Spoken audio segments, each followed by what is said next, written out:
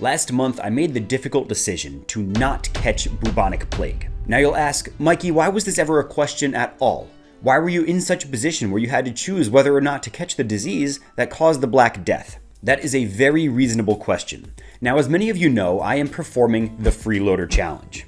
I'm attempting to make enough money doing uncanny side hustles that I can afford to purchase a foreclosed crack house in Baltimore as a real estate investment. Doing the traditional things like online surveys, focus groups, or stripping copper and aluminum from construction sites, these all have their place and are successful in their own way. But participating in clinical trials has always been one of the hardest hitting options. Back in the first episode of the Freeloader Challenge, I wanted to participate in a malaria study in which I would get paid $5,500 to contract malaria and then be treated with experimental drugs.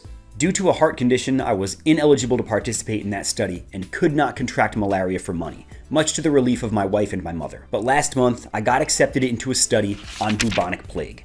Not surprisingly, they were a little bit less selective with who they were willing to include. For $3,700, I would be given a round of experimental vaccines designed to build antibodies against the plague. When vaccination is complete, I would be exposed to bubonic plague and my immune response measured. Regardless of whether the vaccine functioned or not, I would still be given a round of antibiotics just to make sure that I didn't accidentally spread bubonic plague around Washington, D.C. For the Freeloader Challenge, there is significant appeal here. With $3,700 of gains, I can invest into another series of financial instruments, maybe even buying a dividend ETF while I build my savings to buy the foreclosed crack house. I'm anticipating needing close to $100,000 to win this challenge, and getting almost 4% of that for catching bubonic plague for just a short period of time is a significant bite out of that total cost. But there is a huge problem here that I discovered during my pre-trial phone call with a researcher. The experiment is not a short round of vaccine followed by a live test. The vaccines would be injected every several months for almost a year. The entire duration of the study would be approximately 12 or 13 months. The problem is, for 1 year, I would be ineligible to participate in other clinical trials. Since clinical research is very sensitive, no other study would accept me into their program if I am currently in between rounds of experimental bubonic plague vaccine. Each study needs to isolate its own variables to ensure that their treatment is what's giving you the immune response. If I currently have a plague vaccine that's affecting my immune system, no other study will know that their treatment is what's giving me the responses that they're detecting when they collect their data. So consider that $3,700 over 1 year. That's about $308 a month. That's not great, that's not terrible, but you are only getting the vaccine once every quarter or so. So you're really getting more like $900 in between your rounds of vaccine. But you must also consider that for that entire duration of the study, you are ineligible to participate in other clinical trials, including those that would pay a lot more. So that 20-day malaria study that I wanted to do for $5,500, I'd be completely boxed out of that one because I'm doing a bubonic plague study for $3,700 for an entire year. The opportunity cost of Black Plague is much higher than it would initially appear because you are now boxed out of every other study. For that reason alone, I had to decline the Black Plague. With a heavy heart, I had to opt out, and instead I'm going to set my sights on other studies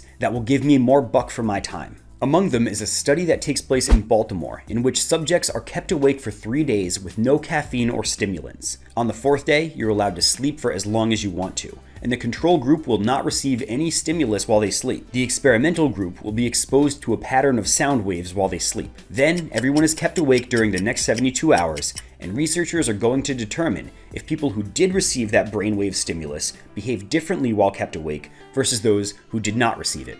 I don't know why they want to study this. I really have no idea what their goal is, but I do know that I would be paid approximately as much in those 8 days as I would during an entire year of bubonic plague testing. Although I declined the bubonic plague study, there are much better opportunities out there. And for those who do need a quick injection of cash and are willing to put their body on the line, these are absolutely worth looking at. I recommend Parexel if you are in Baltimore, LA, London, or Berlin. There are studies out there paying about 10 grand for just a single week. If you can make it to New Hampshire, Pfizer also pays very well. I've seen up to $17,000, and they reimburse you for the travel. Shorter-term studies like these are where you should put your focus if you want to make money on clinical studies. Since you cannot double dip on studies, your focus needs to be on dollars per day. If you insist on not being exposed to malaria or Black Plague or other sort tomfoolery, you can always sell your blood plasma to any of the collection centers. Some options are BioLife, Biomat, and CSL Plasma. You'll typically make about $500 a month, but during a promotion, you can make $900 or even $1,000 in a month. I can all but guarantee you that participating in studies like these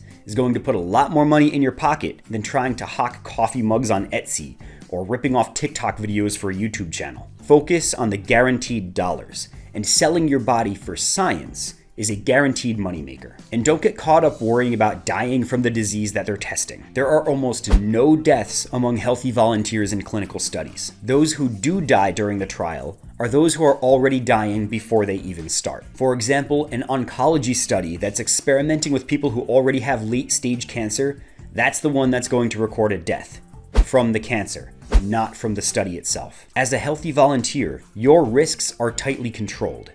Do take the informed consent seriously, but also consider looking at what studies might be right for you. Although unfortunately the Black Plague wasn't right for me, I do have my sights set on a lot of other experiments. Hopefully by the next time we talk, I'll have taken a significant bite out of the cost of that foreclosed crack house. Anyway, thanks for watching the Freeloader Challenge, and I'll catch you next time.